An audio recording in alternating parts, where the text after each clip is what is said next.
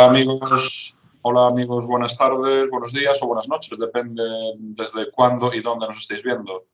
Hoy en Alma con Alma tenemos a otra persona muy especial, siempre tenemos aquí personas muy especiales que nos pueden enseñar mucho, que nos pueden aportar mucho, como no. Y hoy tenemos con nosotros a Alfred Gómez, un gran teólogo, escritor, terapeuta, etc. Tengo dos libros que ha coescrito él, uno con María José Lozano Lorenzo, Lealtades manifiestas, constelaciones familiares, que me interesó muchísimo, la verdad, me parece un libro fantástico, ¿no? Donde explica pues, toda la cuestión de las constelaciones familiares, etc. Entrevistamos aquí en Alma con Alma a María José hace ya un tiempito. Tengo también otro libro donde has participado, Alfred, Celibato e Individuación, que has escrito un epílogo muy interesante, me pareció realmente interesante, muy, muy interesante, que lo comentaremos. Bueno, también fuiste en Barcelona gestor del Instituto Gestal, ¿no? Eras un poco el que gestionaba el Instituto Gestal de Barcelona. Y bueno, un gran experto en Biblia y en un montón de cosas. Entonces, es un placer tenerte con nosotros, Alfred.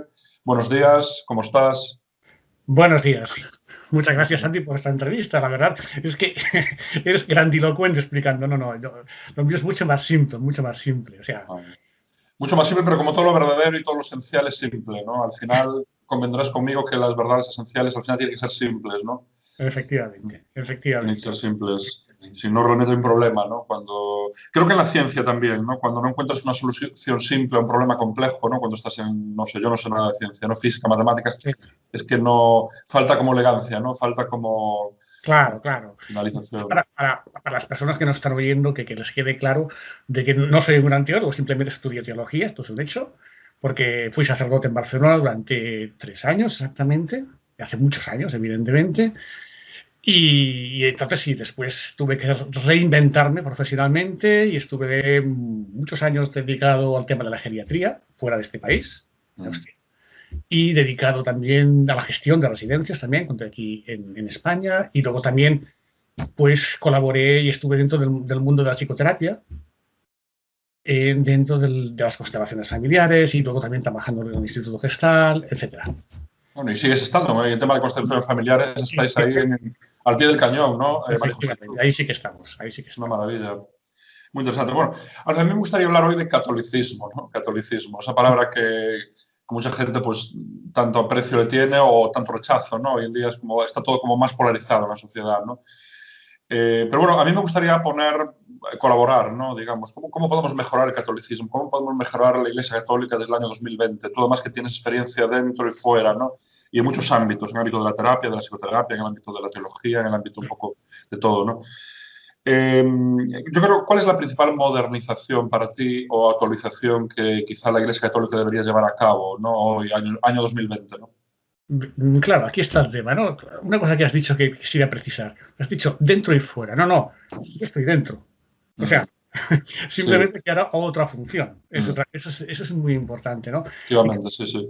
entonces, por tanto, hablo desde aquí, desde dentro, podríamos Sí, decir. No hablo desde fuera, ¿no? No sí, he sí, dejado sí, sí. me siento dentro totalmente, ¿no? Al 100%. Entonces, claro, aquí hay que matizar un par de cosas. Cuando hablamos de la Iglesia Católica, ¿de qué estamos hablando? Porque, claro, parece que demos todos por sentado que la Iglesia Católica son unos señores que están en Roma y punto. No, no es así. O sea, en la Iglesia Católica, quienes es realmente son todos. Es decir, la señora mayor que va a rezar el rosario de un pueblecito perdido de Castilla, donde sea, o de Galicia, o de Cataluña, donde sea, es 100% Iglesia, igual que el mismo Papa. Eso es Mm, fundamental que se sepa, tenga de base. Porque a veces nos olvidamos de estas cosas, ¿no? Y luego, dentro de ese grupo, que todos son absolutamente iguales, hay unos que tienen una función. Y algunos tienen esa función jerárquica para entenderlos, ¿no? Que sería el Papa, serían los obispos, serían los curas, sería lo que quieras, ¿no? Pero son funciones diferentes. Pero el derecho de pertenencia a la Iglesia es exactamente igual de esa señora mayor que el del mismo Papa. Son iguales, no hay ninguna diferencia. Entonces, claro, cuando me preguntas qué hay que cambiar, aquí y claro, y enseguida pensamos, tendría que ser más buena, tendría que ser más auténtica, más perfecta. Claro que sí. ¿Qué tendría que ser? Pues tendría que saber o que seguir más a Jesús, ¿no? Que es el fondo, el fundamento de la Iglesia. Sin claro. Jesús, sin Jesucristo no tiene ningún sentido. Entonces, pero te das cuenta de que ¿qué es lo que quiso Jesús? hacer, explicar un mensaje, traer el reino de Dios, es lo que él decía, ¿no? Ya llegaremos al detalle en todo esto. Y entonces se formó un grupo de una comunidad alrededor. Pero Jesús no puso condiciones a esta comunidad. Es decir, ¿por qué le criticaban a Jesús? Fíjate bien, si uno lee los evangelios, ¿por qué le criticaban? Por el tipo de gente con la que iba. Publicanos, que eran, podríamos decir, la gente peor vista en Israel en aquella época, prostitutas, mendigos, ricos que abusaban de los demás, toda una mezcla de gente increíble. Ahí estaba, y ese era el grupo que seguía a Jesús, había de todo tipo. Lo cual quiere decir que inevitablemente la iglesia estará formada por un montón de gente. Por un montón de gente en la cual la condición no es ser bueno y ser perfecto. La condición es querer seguir a Jesús. Esa es la única condición que hay. Después llegaremos al detalle, ¿no? Que después el detalle se lo ha comido todo. Pero lo esencial es eso. Por lo tanto, no hay que ser perfecto para seguir a Jesús, para ser de la iglesia, para entendernos. Es suficiente con querer seguir a Jesús. Lo que pasa es que, claro, la iglesia se encuentra que dentro hay de todo. Hay de lo muy bueno a lo muy malo. Y luego, en nuestra sociedad actual, ¿qué es lo que está pasando? Pues que la prensa, los medios de comunicación, necesitan hacer noticias. Y da más noticia lo malo que lo bueno. Eso es todos estamos de acuerdo. Pues en la iglesia pasa lo mismo. Es decir, hay mucho, hay malo, es cierto, pero también hay muchísimo bueno que no se conoce. Que tienes que... No eso es verdad, sí. Y la gente, curiosamente, que hace más bien, lo hacen en silencio, no dicen nada. No dicen nada. Hay infinidad de instituciones en la iglesia que son desconocidas, porque en la iglesia hay aproximadamente, según las estadísticas, teóricamente, 1.000 millones de personas en todo el mundo. 1.000 millones es una cifra. Y claro, de este grupo, evidentemente, hay un poco de mucho ruido para mal. Y es verdad, hay. Y todos los conocemos. Si quieres, pues vamos al detalle. Gente que ha hecho mucho daño a la iglesia. Pero también hay un grupo que hace muchísimo bien. Y están por todas partes. No hace falta irse a África, los típicos misioneros que conocemos, que están, ¿eh?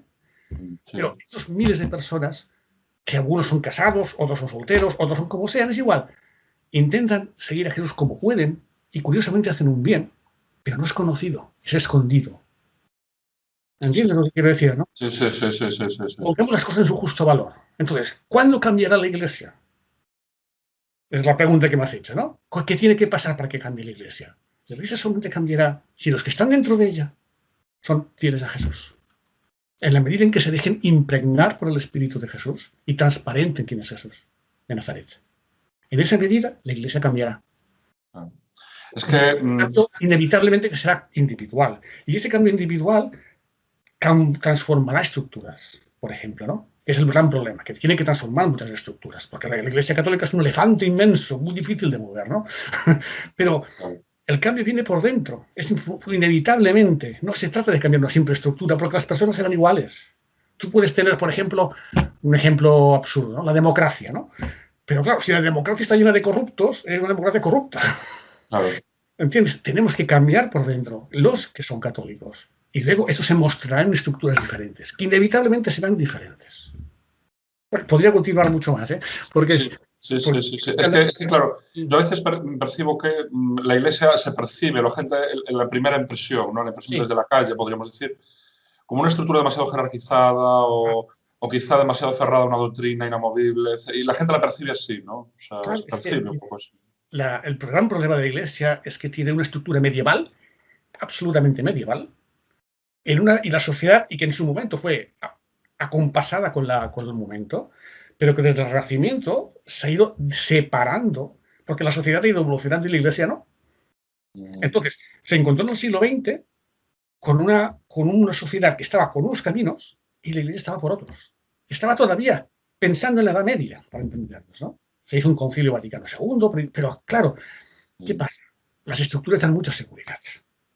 Y muchas personas necesitan mucha seguridad. Y dentro de la iglesia, pues como he dicho, hay de todo.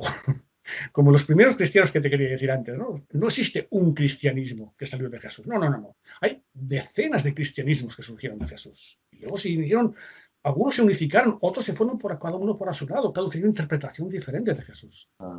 Pues exactamente pasa ahora lo mismo. Tú dentro de la Iglesia Católica, refiriéndonos solamente a España, por ejemplo, ¿no? Puedes encontrar católicos que son de Vox, y católicos que son de Podemos, Mm. sin ningún problema. Sí. ¿Entiendes? Ahí está. Sí, sí, sí, sí. Y podemos llegar a situaciones más radicales todavía, ¿no? Por ejemplo, en el Irak, en Irlanda, contra el grupo terrorista que salió del mundo católico. Y aquí en España hablemos de ETA, por ejemplo, ¿no? Sí, sí, ETA tenía una vinculación realmente. Que vinculaciones, evidentemente, ¿no? Entonces, ¿qué pasa? Que cada uno ha cogido a Jesús y lo ha interpretado como ha querido de alguna manera, o como ha podido, muchas veces, ¿no? Y nos lleva a situaciones absolutamente absurdas a veces, ¿no? Contradictorias, ¿no? ¿Cómo puede ser que sean las mismas personas? Pues sí. ¿Entiendes? Entonces, la única manera posible es de volver al interior, por ver realmente a cuál es el origen, al Jesús, y desde allí dejarse interrogar, dejarse transparentar ese Jesús que está dentro de cada uno, ¿no? Y ver cuál es el auténtico que aparece. Me parece una idea fantástica esa, ¿no? Me parece una idea muy bonita. Es que claro, yo, por ejemplo, lo que cuando de niño íbamos a la iglesia, nos daban la doctrina católica, ¿no? Y para mí era una doctrina como muy, lo que tú dices, medieval, ¿no? Todavía hoy en el siglo XX, ¿no? Era muy, muy férrea, muy estricta, a veces muy dogmática. Yo por lo menos así la percibía, ¿no? Sí. Era mucho rechazo, muchísimas Sí. Te voy a dar ejemplos que serán alucinantes. Por ejemplo, las personas que, si alguno me escucha y va a misa, si se fijan en las oraciones que el cura reza en la misa, verá que a veces se dirige a Dios como majestad. Majestad, o sea, con una palabra que para nosotros no tiene realmente sentido, ¿no? Pero ¿qué pasa? ¿Está mal dicha? No está mal dicha, pero es anacrónica, evidentemente. Es absurdo dirigirse a Dios como majestad, ¿no? Hoy en día no tiene sentido, ¿no? O decirle emperador, no tiene sentido. Pero ¿qué pasa? Que están hechas desde una perspectiva de otro momento histórico, ¿no? Y por eso cuesta tanto. Y no quiere decir que no tenga valor la misa, ni muchísimo menos. El valor de la misa es que tenemos memoria de la muerte y de la resurrección de Jesús. Ese es el sentido de la misa, ¿no? Pero le hemos puesto una parafernalia alrededor que lo que es esencial se ha ido perdiendo. O por lo menos, otra cosa que tenemos los católicos, fatal, es de que, fíjate bien, tanto la mayoría de las personas que son católicas, la mayoría, yo diría que el 90 y pico %, el catolicismo que tienen lo aprendieron en la primera comunión o lo aprendieron cuando eran muy jovencitos en el colegio. En un momento determinado de su vida se acabó. Ya no hay más que aprender, ya no hay más que saber. Y entonces, la única información que tienen de lo que es el catolicismo o de Jesús era a partir de la misa que iban el domingo, por tanto, los 10 minutos de la homilía, que si estaba bien, pues mejor, y si estaba mal, fatal, y lo que salía por la prensa. Ahí se ha acabado la información, y hoy en día más o menos no diría diferente. Algunos sí que quieren saber más, ¿no? Claro, por lo tanto, el catolicismo o la visión de Jesús que tienen está muy infantilizada, porque son conceptos infantiles, que son muy simplistas muchas veces, pero necesarios para un niño, pero que para un adulto tenemos unos problemas existenciales mucho más profundos, ¿no? Y que Jesús realmente responde a eso. Lo otro es una simplificación para niños, ¿no? Y por eso, a veces el cristianismo o la fe católica da la sensación de ser infantil, claro, porque si te quedas en esa visión, pero es que hay otra cosa detrás, ¿no? Y esto, por ejemplo, en otros países no es así. En Francia ha habido los católicos laicos, que no son del clero, han tenido un interés mucho más profundo de en Alemania, de profundizar en su fe, de saber qué quiere decir, qué dijo realmente Jesús, o sea, qué es eso de los evangelios, ¿no? Mucho más profundo, ¿no? Y la Iglesia protestante, por descontado, tiene una tradición de obligada lectura de la Biblia, ¿no? Los católicos no leen la Biblia, lo tienen desde la primera comunión. Sí. En cambio, los protestantes sí que lo tienen, y eso es algo muy bueno que tiene la tradición protestante, ¿no? Y quizá responde a una sociedad más infantilizada, ¿no? La española, en términos generales, ¿no? Porque lo vemos en la política, es todo como más inmaduro, ¿no? O sea, desde el Renacimiento, desde que se separó, desde que hubo la separación de la Iglesia católica con la Iglesia protestante, o con las iglesias protestantes, los protestantes hicieron la opción validísima de leer la Biblia. Pues es que hay que leerla. Los católicos no leemos la Biblia. O sea, se empezó a leer la Biblia en el siglo XX, prácticamente, ¿no? No había traducciones al idioma vernáculo, ¿no? En cambio, Lutero hizo la primera traducción al alemán, o sea, para que la gente lo pudiera leer. Sí. Entonces, Alfred, hay quien dice que elegimos el Dios equivocado, digamos, en ese momento. No sé, bueno. No sé si es el Dios equivocado. Yo pienso que elegimos que Dios, en el fondo, es una imagen nuestra, de lo que llevamos dentro. O sea, cualquiera que lea la Biblia, por ejemplo, se encontrará con cosas estrambóticas, se encontrará un Dios tierno, amoroso, por ejemplo, el del Salmo del Señor es mi pastor, ¿no? El Señor es mi Sí, pastor, nada me falta. O madre sea, mía. aquel Dios que está tierno y profundo, ¿no? Que luego el cristianismo recuperó y lo llamaba Padre, ¿no? Mm, Pero al mismo tiempo, si uno lee libros de Samuel, los libros de los reyes, encontrará un Dios despótico, un tirano, que ante el enemigo que han vencido Israel les dice, matad a sus mujeres, a sus hijos, a sus niños, matad a sus viejos y a sus animales. Es el mismo Dios, ya ve. mm, O sea, quiere decir que hay algo ahí que estamos expresando nuestro también, ¿no? Entonces, ¿cómo llegamos al Dios de verdad? Este es el tema. claro. Claro, claro, absolutamente, Alfred. Mira, hay dos cuestiones que también a mucha gente le chocó y a mucha gente le provocó un rechazo, ¿no? Y es un concepto inamovible y demasiado fijo para mí, por nuestro como me lo enseñaron, del pecado y del infierno, ¿no? Eran como muros de hormigón, ¿no? Este es el pecado, este es el infierno. Entonces tú te movías entre esos muros y no había debate, no había absolutamente ningún debate frente a eso, ¿no? Y entonces, bueno, quizá yo cuando era adolescente, ¿no? Con tu Sí, espíritu un poco adolescente y tal, decías, esto no puede ser posible, ¿no? Estas cosas tan fijas. Yo creo que eso también le hizo mucho daño a la Iglesia. Después ellos mismos revisaron, no sé si fue Benedicto, ¿no? Papa Benedicto, revisaron el concepto de infierno, no sé si incluso el concepto de pecado, ¿no? Pero ya como que están llegando tarde a eso, ¿no? O por lo menos no caló, si lo revisaron realmente no caló entre la gente. claro. Es lo que te decía, es decir, venimos de una tradición muy antigua, o sea, de una tradición, no tan solo una tradición, sino de un modelo medieval que se ha ido transmitiendo y que ha ido reformándose entre medio, pero más bien con chapuzas, ¿no? Pero no se ha hecho una reforma de verdad, ¿no? Y, por ejemplo, son dos cosas diferentes, el tema del pecado y el tema del infierno, ¿no? El tema del pecado, fíjate que la imagen que tenemos, los que tenemos mi edad o un poco más jóvenes, es la de siempre, ¿no? Los 10 mandamientos, un listado de cosas que se hacen bien, un listado de cosas que se hacen mal. Si te cargas una de las cosas que se hacen mal, pecado. Y luego podemos distinguir entre el venial y el mortal también, ¿no? Sí. Existía este modelo, ¿no? Claro, eso es una visión muy de contable, de una moral muy de eso, una moral, pues eso, muy similar al mundo de la contabilidad, a lo que haces Sí, bien. debe y haber, el debe y el haber, ¿no? Exacto, ¿no? Pero la realidad es mucho más profunda. O sea, el concepto de pecado cristiano es inevitablemente judío.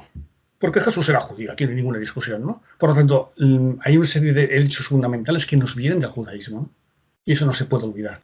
Y el concepto de pecado no es cristiano, es judío. Y Jesús tenía exactamente el mismo que tienen los judíos. El concepto de pecado judío era de errar, ¿no? De que he fallado el blanco, algo eso. Eso es el significado etimológico, para entendernos. Al menos uno de ellos, ¿no?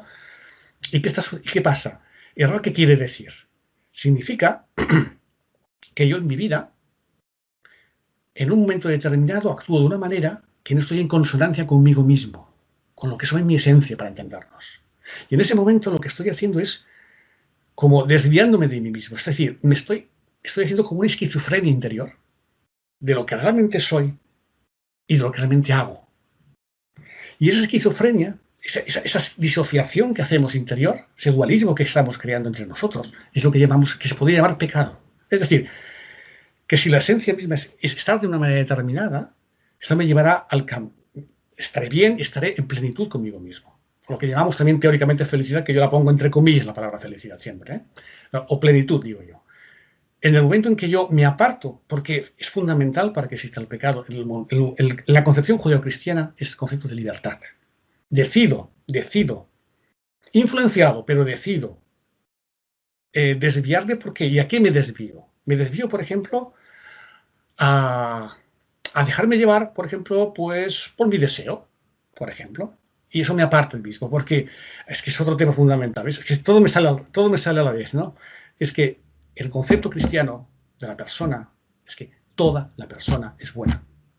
Todo, todo lo que sale de ella es buena. Es decir, el cuerpo y el espíritu. Esta división de cuerpo y alma es helenística, es griega, no es una división cristiana.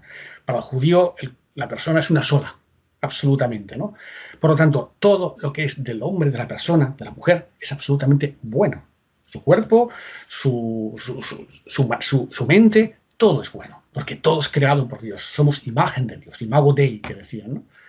Imagen de Dios significa eso. Por lo tanto, Dios está circulando por nuestra vida, para entendernos así, si alguien me puede entender mejor. Entonces, ¿qué sucede? Sucede que, por tanto, nuestros deseos, por ejemplo, pongamos uno concreto, ¿no? el deseo sexual, por ejemplo, ¿no? Es bueno, claro. Está hecho, tiene una función fundamental, ¿no? ¿Cuál es la función del deseo sexual? Dos fundamentales, podríamos decir. Una, la unión. Algo que llevamos dentro, el unirnos a otras personas, el expresar, que el cuerpo exprese lo que el alma lleva dentro. Si el alma lleva amor, pues que el cuerpo expresa con amor también, de esa manera, ¿no? Y también tiene otra función, que hoy en día no tiene tanto sentido, pero que en otro momento era muy indispensable, que no se acabe la persona, que pueda continuar, que se pueda reproducir, que se pueda transmitir a otras generaciones, ¿no? O sea, el amor significa expansión, significa donación, significa abrirse. Por lo tanto, se abre de dos maneras, ¿no? Se abre por el alma, que se une a otra persona, y por lo tanto, y se expresa en su cuerpo con la unión física, y se expresa también en la procreación, en hacer más vida, para entenderlos, ¿no? Pues bien, todo eso es sano, eso es divino, eso es divino, sí, claro, divino, todo ese deseo sexual. Pero ¿qué sucede? Que si yo voy exclusivamente y miro solamente el deseo sexual y voy en la dirección exclusiva del deseo sexual, me estoy disociando, inevitablemente.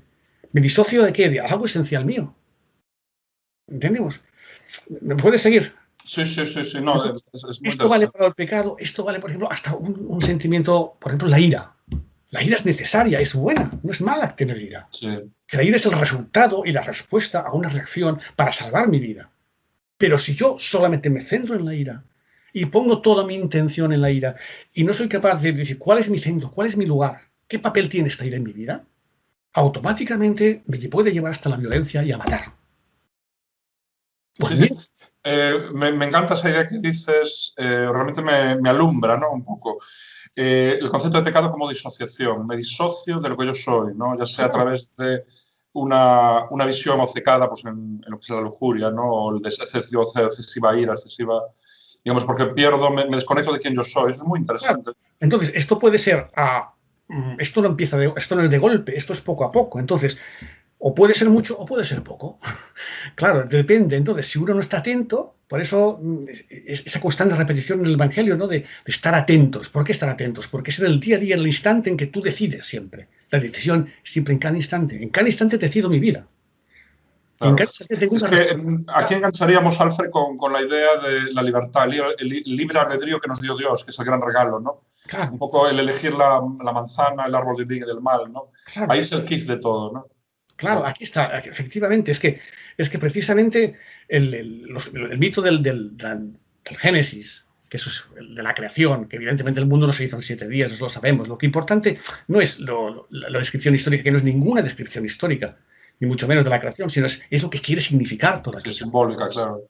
Que lo que quiere significar es de una potencia brutal, ¿no? Pero brutal. Por ejemplo, el tema mismo de Caín y Abel, ¿no? Caín que mata a su hermano Abel. Es muy interesante darse cuenta de por qué, de cuál es, después de Caín matar a su hermano Abel, cuál es la primera pregunta que le hace Yahvé, que le hace Dios. Y la primera pregunta que le hace es decir, ¿dónde está tu hermano?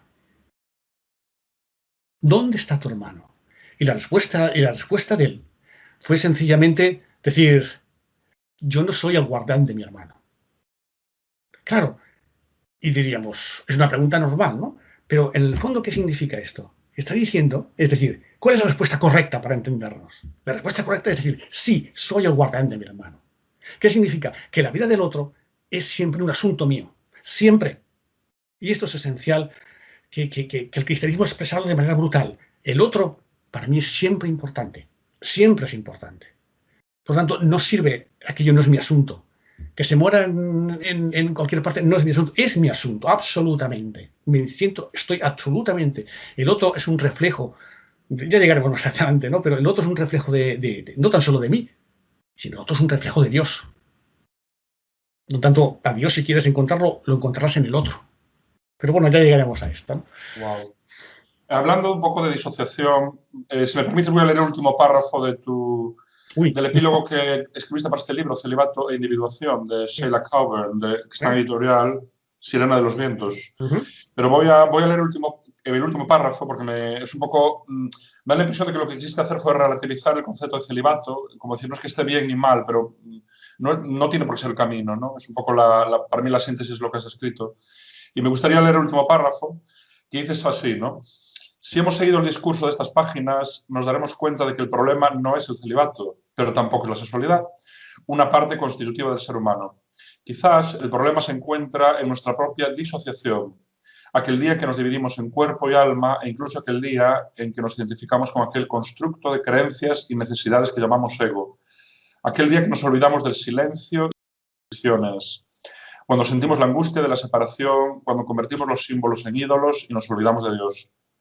Aquel día dejamos de ser monacos, monjes, en el sentido de plenos y unificados, como expresaba Raymond Panikkar, una división que arrastramos como individuos y como colectividad. Por ello, con celibato o sin celibato, el gran mensaje cristiano es la unificación de opuestos, dejar de estar disociados, descubrir ese hilo divino que se encuentra en todo lo humano y en todo lo creado, y descubrir, como aquel cura rural, todo es ya gracia. Muy bien, me pareció bellísimo, ¿no?, este párrafo. Precisamente es lo que hablabas ahora, ¿no?, de romper un poco esa disociación, ¿no?, y volver a unificarnos. Claro, es que el tema es fundamental, todo se juega aquí. Es igual estar casado, estar en pareja, estar soltero, es estar celibato. O sea, vamos, no he intentado relativizar el celibato, ni mucho menos. Al contrario, le doy todo el valor. O sea, cuando se vive desde la unificación, es decir, cuando se vive desde el momento en que la persona está realmente unida y reconoce lo que significa. O sea, cuando la persona descubre el celibato como lo que realmente es, que es como un impulso, ¿no? Y lo pongo en el libro también, ¿no? Es decir, cuando uno tiene que estar demasiadas explicaciones sobre su celibato, mal asunto, porque lo estamos llevando al nivel racional. Estamos llevando eso a una parte de nosotros solamente. Y esa parte de nosotros no lo puede entender muchas veces. El celibato realmente vivido empieza como un impulso que uno recibe. ¿Un impulso de qué? Pues el impulso siente la necesidad de vivir un absoluto, que es más grande que él, y que lo llena todo, absolutamente todo. Entonces, dice, mi manera de vivir ese absoluto es esto, siendo célibe, ni teniendo relaciones sexuales ni viviendo en pareja. Esa es la manera. Lo que pasa es que esto es una decisión, pero esta decisión tiene los días, tiene el día a día, tiene lo histórico. Y lo histórico quiere decir de que cada día esa decisión se tiene que hacer nueva. Porque cada día van a aparecer las necesidades. Tienes que gestionar ese impulso que tú tienes del otro. ¿Cómo lo llevas? Porque si lo llevas mal, cometes un gran desastre. El celibato puede ser la belleza más grande que hay, y que transparenta a la persona y que transparenta a Dios y la persona, y lo notas, la persona que vive el celibato bien, o puede ser un infierno para él, la persona que la vive, o para otros que lo sufren. Esa es la gran ventaja. Pero en la vida estamos así, estamos siempre entre la vida y la muerte, ¿no? O sea, el mismo celibato, que es bellísimo, que realmente una persona que vive y quiere y está revisándolo realmente lo que es, encuentras que es una persona perfecta, equilibrada, una persona que transmite mucho amor. ¿Por qué? Porque el celibato, al final, esta decisión se hace siempre por amor. Es en el fondo, ese deseo de que te envuelvas el absoluto, se hace por amor. Porque cuando uno escoge una pareja, es exactamente lo mismo. Es exactamente lo mismo, simplemente que en lugar de decir, lo vivo solo, no, lo vivo en pareja. Es exactamente lo mismo. Y por eso el amor de pareja no es inclusivo, sino es extensivo. O sea, una pareja pues es abierta. Si realmente vive un amor no es el refugio de sus mediocridades, sino realmente es capaz de abrirse a los demás, ¿no? Y el celibato, igual, la persona célibe se abre a los demás. Unos lo vivirán desde la vida contemplativa, desde el monasterio, y otros lo vivirán desde la vida entregada, ¿no? Por ejemplo, tenemos monjes o tenemos una Teresa, por ejemplo, Teresa de Calcuta, ¿no? Ese es ¿entendéis? ¿Entiendes por dónde voy, no? Sí, lo más que porque la Iglesia no lo suaviza, no lo liberaliza, podríamos decir, ¿no? O sea, para sus curas, para sus monjas, porque hay gente que no está preparada realmente. Bueno, una monja que no se hace... Suceden desastres, ¿no? Suceden lo que vemos en los medios, ¿no? Realmente debería de abrirlo. Sí, te explico. Creo yo, vamos, no sé. ¿Sabes qué pasa? Hay dos cosas, mira. Una monja que no se hace célibe ya no es monja, es otra cosa. Será casada o será otra historia, ¿no? O un monje tampoco no tiene... Ya, claro.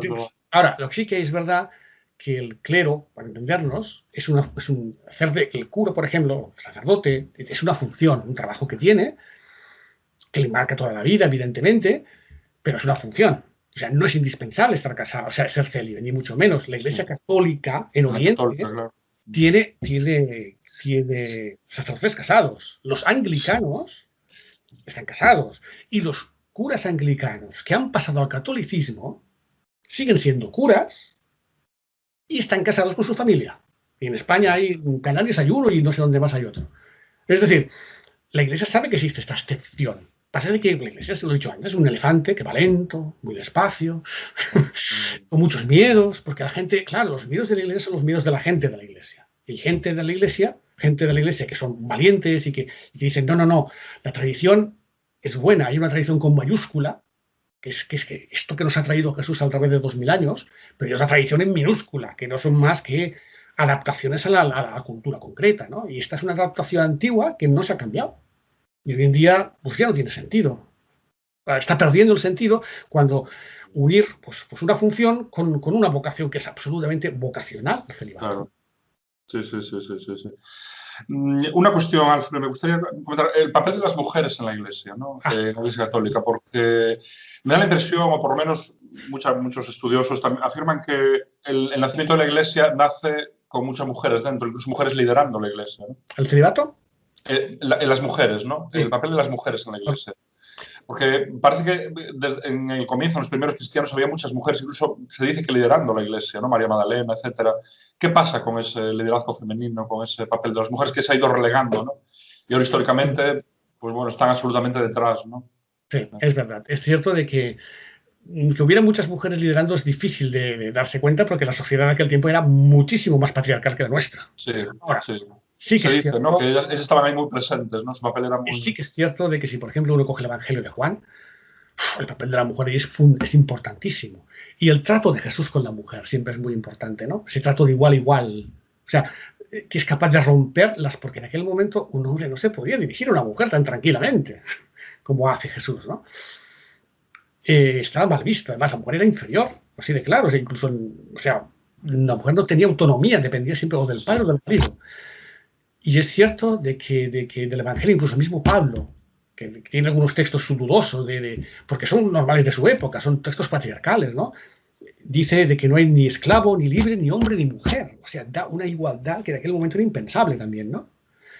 Entonces, ¿qué ha pasado? Pues muy sencillo. Ha pasado de que pasaron los años y pasaron los siglos y pasaron en la Iglesia, en lugar de estar en esa posición, es decir, somos comunidad, pasó a ser una institución de poder.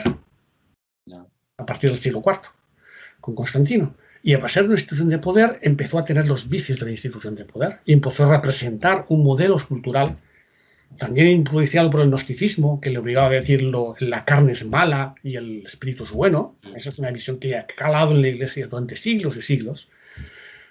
Y hemos sido el mundo, el demonio y la carne, los tres, cuando el principio del Evangelio de San Juan dice... Y el verbo, que es la palabra, que es Dios, dice, se hizo carne. Dios se hizo carne.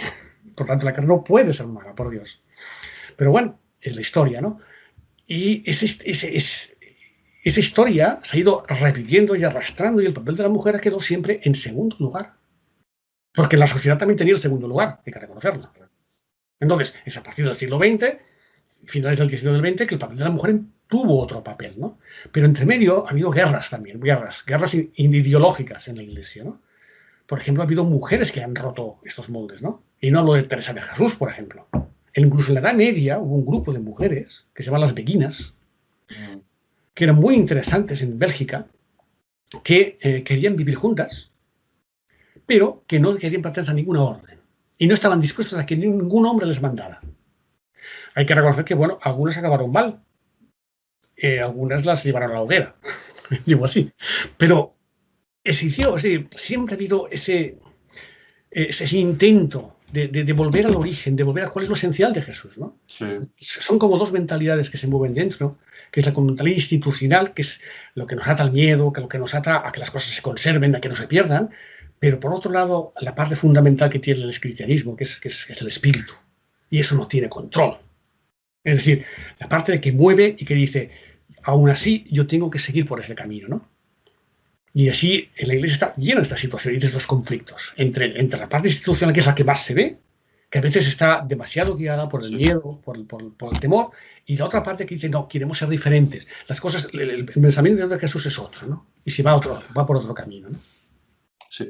Hay una cuestión, Alfred, que me gustaría preguntarte. Hoy en día la gente estira mucho hacia el orientalismo porque propone como técnicas de cultivo interior, ¿no? Pues el cultivo de la mente, la meditación, el yoga, a veces incluso como muy complejas, ¿no? Parece que un poco ha perdido ese camino la Iglesia, ¿no? Bueno, no es que lo haya perdido, pero parece que no está muy explicitado, ¿no? Ese camino del cultivo interior, ¿no?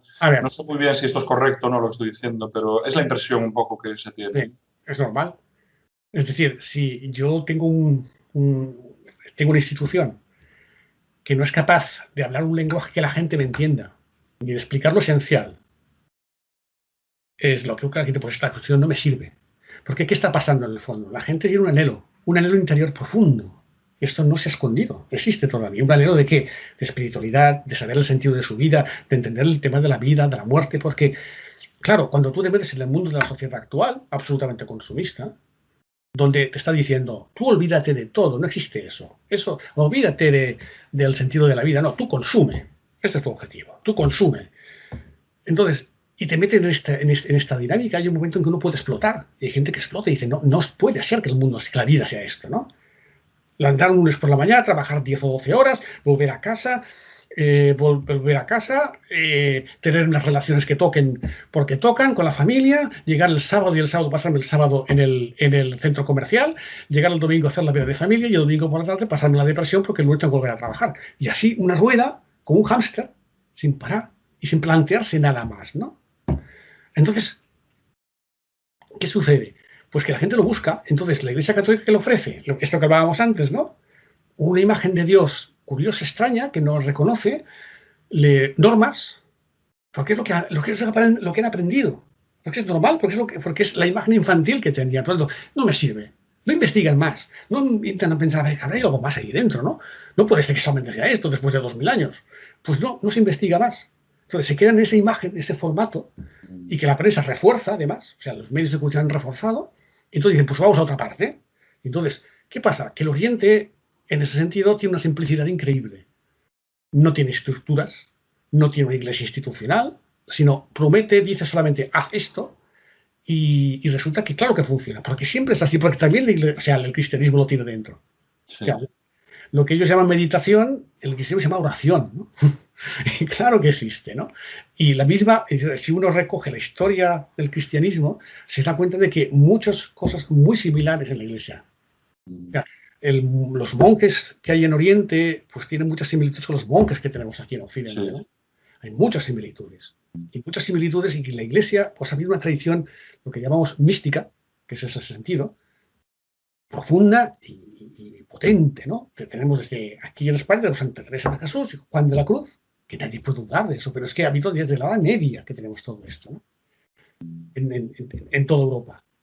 Desde los padres del desierto, y hay una tradición realmente de que el mundo espiritual no es a cumplir normas, sino que es en entrar en uno mismo, una autoindagación, un saber para despejarse de todo aquello que sobra, para encontrar cuál es eso, el objetivo final, el unificarse, el ser uno realmente y descubrir allí lo que es lo más profundo, descubrirse a Dios en sí mismo. Claro, claro, es que incluso a veces el énfasis es incluso estéticamente, a nivel estético, en las iglesias, etcétera, es en el dolor, es en el sufrimiento, es en la culpa, es en la sangre, es en las espinas, ¿no? Y eso, claro, transmite una imagen que o haces lo que tú dices, un estudio, vas mucho más allá, o si te quedas un poco ahí, te asusta, ¿no? Porque dices, joder, es que me están poniendo constante imágenes de dolor, de reto, de culpa, de miedo. No puede ser. Es que todo eso pertenece a la vida. La culpa, el dolor, el miedo. Pertenece a la vida, lo tenemos todos. El tema es integrarlo, el tema es no hacerlo exclusivo. No. Claro, es que entonces estamos centrando en el ego constantemente de lo que dice. Entonces, el cristianismo, si es algo, es descentramiento, es salir de uno mismo, precisamente, ¿no? Es ir más allá del dolor, es ir más allá del sufrimiento. Pero claro, no se trata de fijarse en esos cristos, por ejemplo, sufrientes que aparecen típicos de finales de la Edad Media, ¿no? Ni mucho menos. Es decir, eso es un modelo cultural, pero es que en la Edad Media no había cristos sufrientes. Era el Pantocrátor, ¿no? Eran otros modelos. Y si uno mira la Iglesia Oriental, ortodoxa, los iconos de la Iglesia Oriental son preciosos. Sí, son muy bonitos. Son muy bonitos y no expresan nada de dolor, al contrario, expresan paz, curiosamente, ¿no?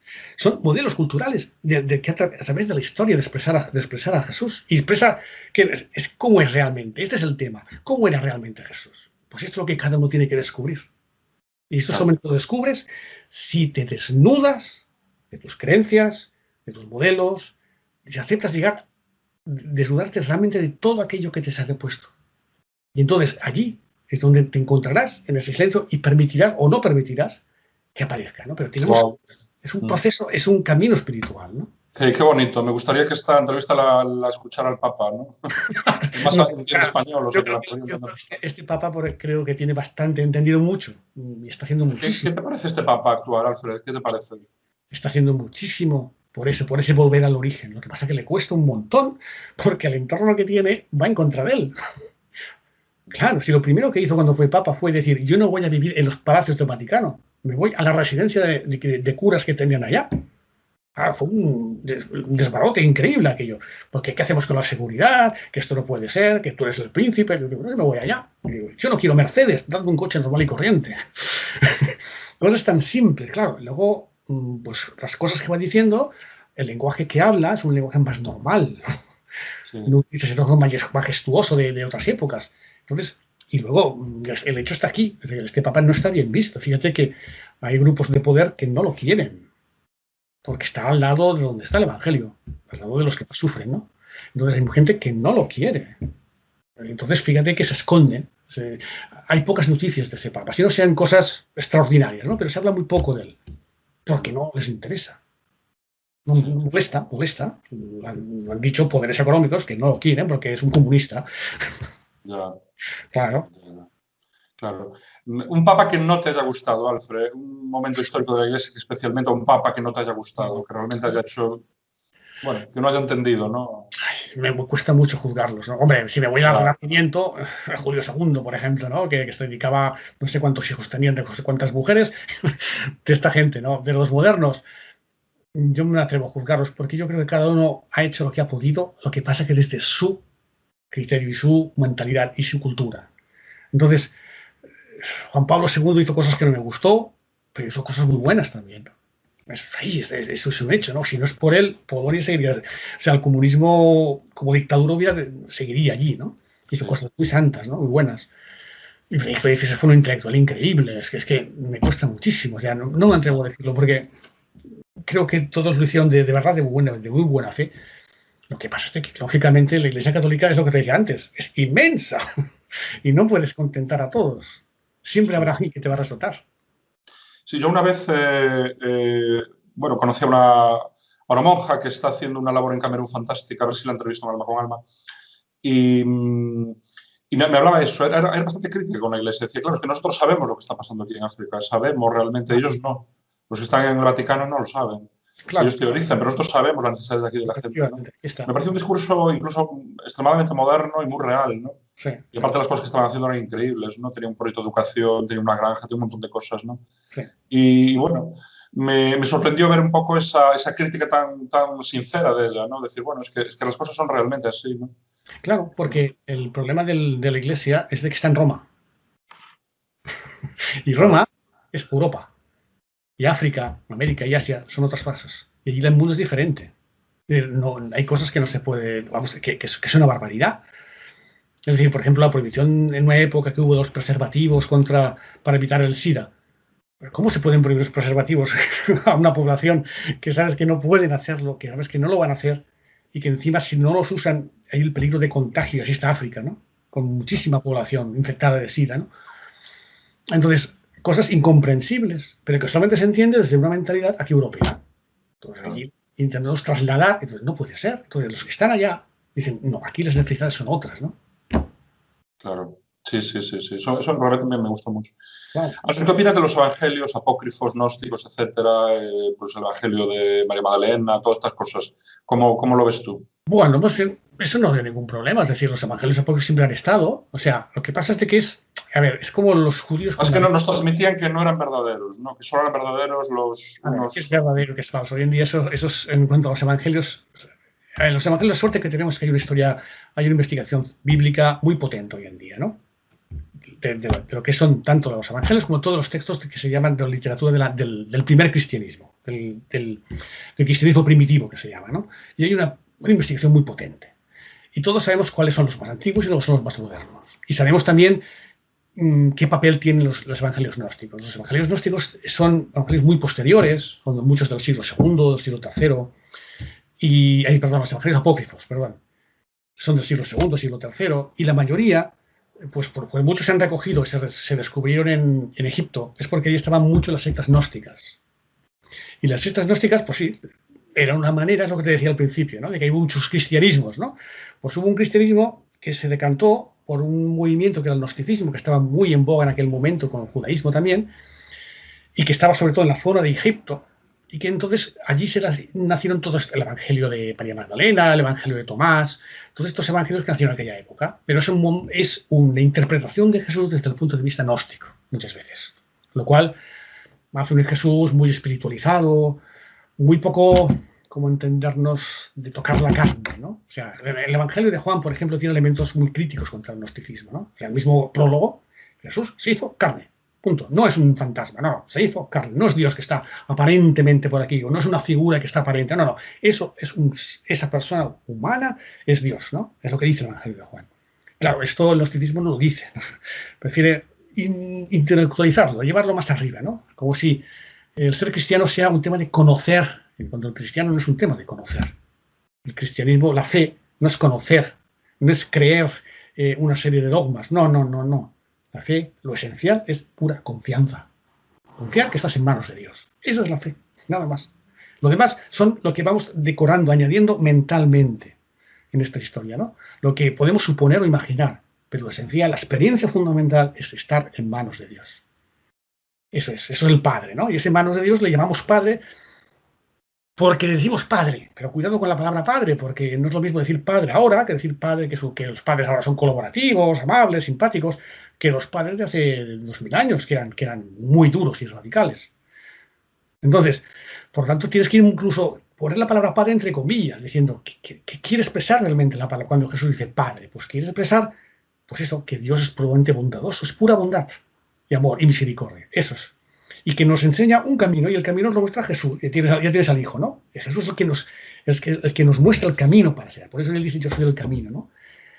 Y siguiendo ese camino, la presencia de Dios está dentro, que es el Espíritu, ¿no? Y tiene los tres, Padre, Hijo y Espíritu, ¿no? Es una manera de expresarlo, no es que están en tres dioses, es la manera que tenemos con nuestras palabras de expresar algo que no podemos captar. Es como intentar definir el universo en tres palabras, es imposible. Pues definir lo que significa la grandeza, lo que es Dios, lo hacemos con palabras. Pero debemos tener siempre mucho cuidado de que las palabras son solo palabras que nos llevan a dónde, ¿no? A alguna parte. Porque si no nos llevan, nos convertimos en ídolos. Entonces estamos perdidos. Entonces lo que decías tú del dogma, ¿no? La Iglesia ha dado a veces la sensación de que teníamos que creer más las palabras que lo que significaban las palabras. No. El símbolo, o sea, el credo es un símbolo de la fe. Esa es la palabra técnica, símbolo. Y símbolo quiere decir que está más allá. Cuando estamos diciendo Dios, Padre, Hijo, Espíritu Santo, estamos dando mucho más allá de lo que estamos diciendo.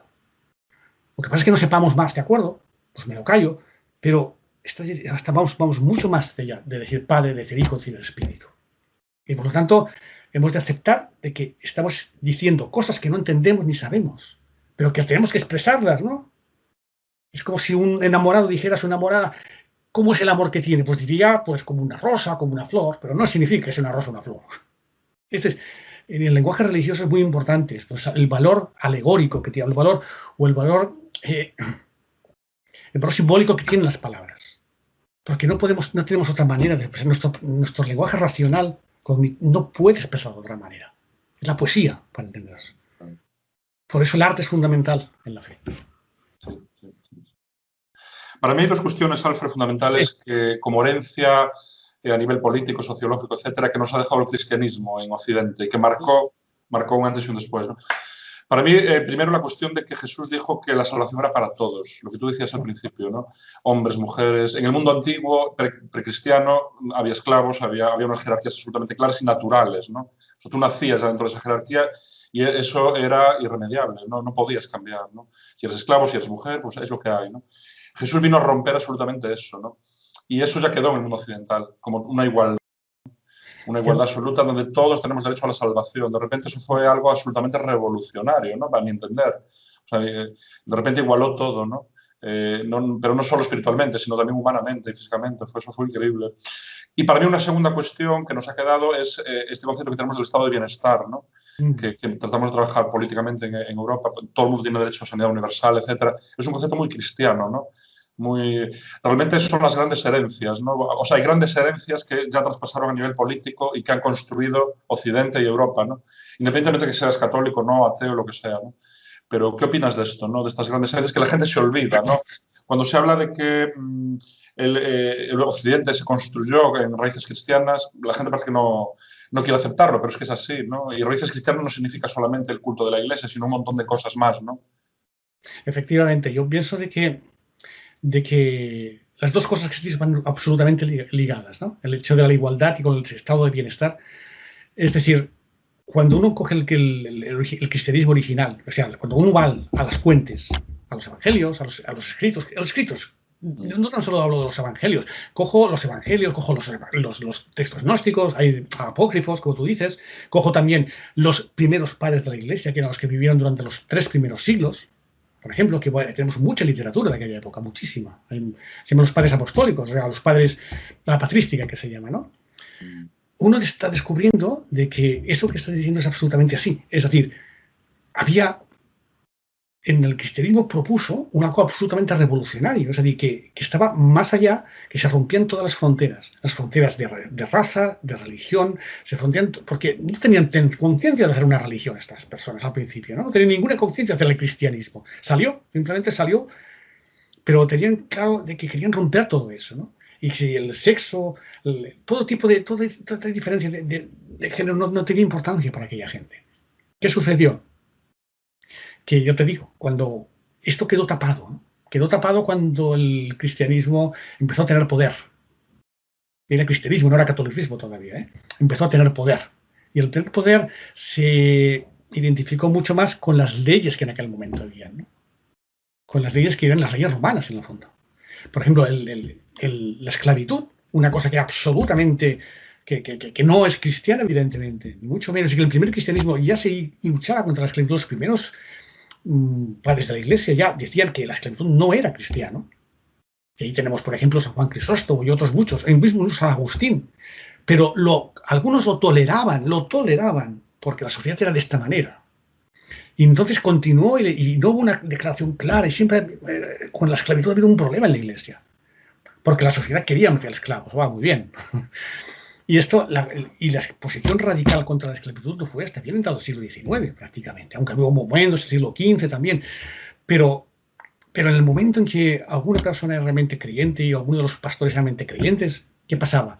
Pues que se ponía absolutamente en contra de la esclavitud, ¿no? Y así teníamos en Sudamérica, cuando hubo la colonización de América, pues de que hubo realmente figuras importantes que se pusieron en contra de los poderes económicos, porque estos son poderes económicos, evidentemente, diciendo que no se podía esclavizar a los indios. No se les podía esclavizar. Y así hubo hasta que finalmente se desapareció la esclavitud, ¿no? Entonces, este es un germen que ha ido estando presente y que eclosionó, evidentemente, y que está dentro de... es uno de los valores que ha aportado el cristianismo a la sociedad nuestra, pero no es el único, es el valor de la historia, ¿no? Un valor que está dentro. Y lo que pasa es de que la sociedad ha evolucionado en esta sociedad del bienestar, ¿no? Pero ¿qué ha pasado? Que como se ha quedado exclusivamente en el bienestar, ¿qué ha sucedido? Pues que se ha ido, pues la que tenemos hoy en día, una sociedad consumista, en la que sí tenemos la parte buena, pero tenemos también la parte mala, ¿no? Entonces, quizás nuestra sociedad necesita evolucionar, ¿no? Hacia una sociedad más del bien ser, más que el bienestar, ¿no? Como decía Pablo Dors, ¿no? Es decir, y luego por otra parte, es decir, ese universalismo que tiene la Iglesia, que tiene el cristianismo, que es para todos, que realmente sea para todos, porque realmente no lo es. ¿Qué estamos viendo? Pues que solamente ocupa Europa la parte occidental. ¿Y qué pasa con el resto? O sea, para nosotros aquí no tenemos el paludismo, porque nos ocupamos de que no está el paludismo, ¿no? Pero en África sí que está el paludismo, ¿no? Y la malaria. ¿Y qué sucede? Pues que nosotros investigamos más en evitar que nos caiga el pelo que no en investigar contra la malaria. Claro, aquí hay algo que no falla, hay algo que falla. Entonces, en África siguen teniendo la malaria, ¿no? ¿Me entiendes por dónde voy, no? Sí, Es decir, sí. sí, es verdad, y que todo esto hay que reconocer lo que es una aportación del cristianismo, de lo que supone el cristianismo, pero que estamos muy lejos todavía. Nuestra sociedad es profundamente injusta, absolutamente injusta, en muchas cosas. Y injustas en relación con nosotros, en cada sociedad europea, pues dirá que no está mal, no está mal, pero vamos, con muchas distancias, ¿no? Pero si la comparamos, la situación de Europa, de un país como Alemania o el nuestro inclusive, con Mali, es para echarse a llorar. Son nuestros esclavos. Así de claro, son nuestros esclavos. O sea, todos sabemos que el precio del café no es el precio del café auténtico, es el precio que deciden unos señores. Y el precio del café es mucho más caro, porque son nuestros esclavos, trabajan para nosotros, ¿no? O nuestros móviles que hechos con coltán, ¿no? Hecho con la sangre de niños que están trabajando en las minas del Congo. Es que es escándalo. O sea, y eso es lo que decíamos del pecado. Esto es pecado. El pecado estructural que llamamos, ¿no? Esto es pecado. Que podamos dormir sabiendo que eso sucede. Es lo que decía de Caín y Abel, ¿no? De la pregunta, ¿dónde está tu hermano? Es decir, lo esencial del cristianismo es lo que te decía. La confianza profunda en Dios. Pero es que ¿qué pasa? Cuando esto lo vives de verdad y estás unificado realmente, cuando miras al otro, no estás viendo otro. Te estás viendo por un lado a ti mismo y por otro lado estás viendo al mismo Jesús. Y es que no lo digo yo, lo estoy diciendo el mismo Jesús. No, todo aquello que hagáis a uno de estos pequeños lo hacéis a mí. Entonces, ya está. O sea, no hay que ni iglesias ni cruces. ¿Dónde está Dios? En cada uno de los demás, en el prójimo. Y lo dijo en la parábola del buen samaritano, y lo hizo en tantos sitios. Que es que es tan obvio. Por tanto, no hay que conocer nada, no hay que saber más profundidades. No, esto es así, transparente, nada más. No necesitas ningún título para ser cristiano. Es simplemente un proceso, un peregrinaje, que en algún momento lo descubres, te das cuenta, es esto. Y entonces ya te cambia la vida. Esto es lo esencial del cristianismo. Lo demás, vamos adornándolo como podemos, porque necesitamos las palabras y los signos para entendernos. Es una maravilla, ¿no? Me encanta cómo hablas y todo lo que dices, porque es la esencia del cristianismo, ¿no? Realmente, es la esencia del cristianismo. Es que lo demás no sirve para nada. Sin la esencia, lo demás lo podemos cambiar y quitar y poner. Pero sin la esencia no sirve para nada. Es perder el tiempo. Sí. A un nivel más bueno, estético, artístico, etc. Las catedrales, las iglesias, ¿no? Es un símbolo de la grandiosidad de Dios, de la magnificencia divina, ¿no? Y claro. Es lo que decían en la Edad Media, la manera que tenían de expresar. Piensa que el 99% de la gente era inculta y analfabeta. claro.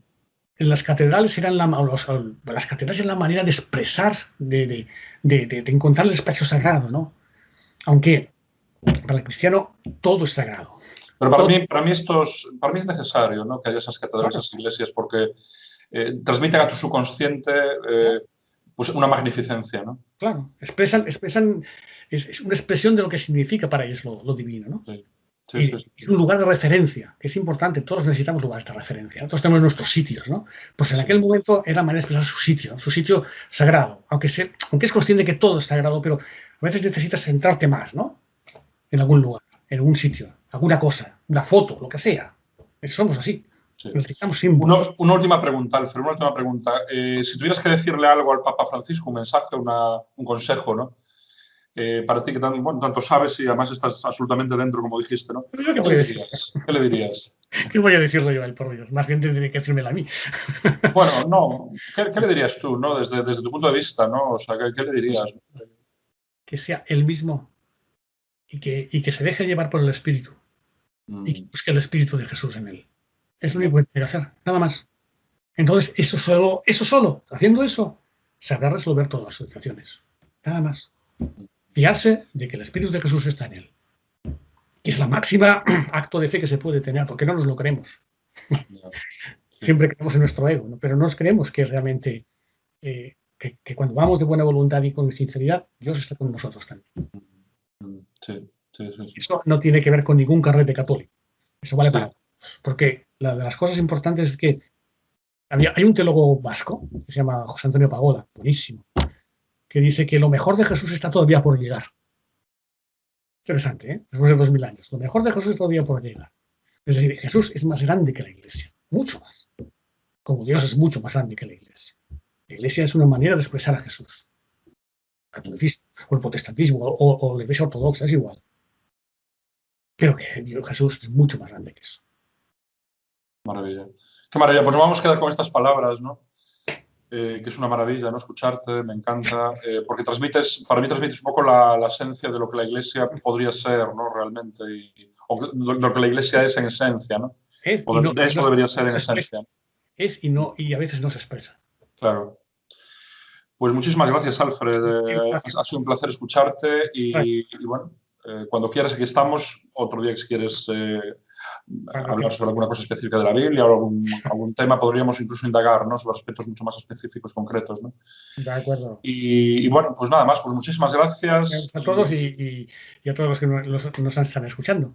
Sí, también aprovecho a un nivel un poco más, que esto también con María José lo comentamos en el libro que sacasteis, ¿no? De Lealtades Manifiestas, que no va sobre catolicismo, sobre constelaciones familiares, ¿no? Pero si queréis ver un libro de terapia coescrito, lo escribiste los dos, ¿no? Sí. Bueno, yo escribí un par de capítulos, sí. Es una maravilla de libro, a mí me encantó. Este libro, Lealtades Manifiestas, constelaciones familiares. Bueno, pues muchísimas gracias, Alfred. Pues, a ti, Santi. Un abrazo grande y hasta siempre. Vale, adiós. Adiós.